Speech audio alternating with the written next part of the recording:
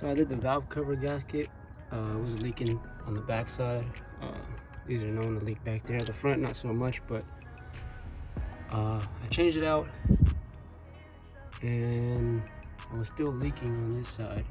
And there's a cam plug back here that we have to get to. I know I could have did it when I had it off, but since I did it already, I don't want to crack the seal.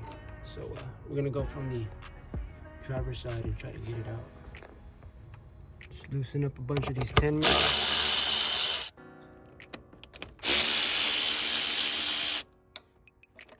Life's easier with power. So this is where we're at. You could leave the actual box in here. You just need this space right here. Took off the spark plug wires down here. This one, you can take it off and leave it. It's up to you. I'm gonna go ahead and loosen the throttle body because the bolt is under here. So you got 3 bolts, one up here, this one, and then one back here.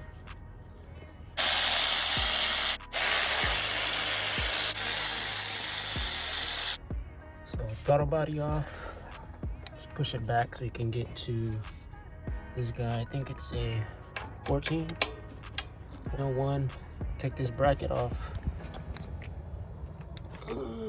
2. I believe there's one down in the middle down there. 2 more down there, right in between. So here's the coil bracket set right here. Here's the top one, top bolt, left side nut, and then there's 2 right in there, those top and bottom, right between the coils. And as you can see here, kind of moist around the that cam seal. This is the original seal in here, so 160,000 miles it was due. While I'm in here, clean up all that gunk down here. Easy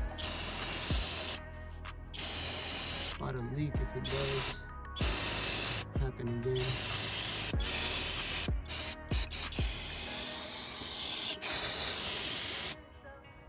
So here's the setup. You got a self tapper in there. Just get your wedge tool. Pop right out. You got the new one. This one with the screw in it. And we're just gonna clean the surface right there. Spray a little brake clean in there. Tap it in.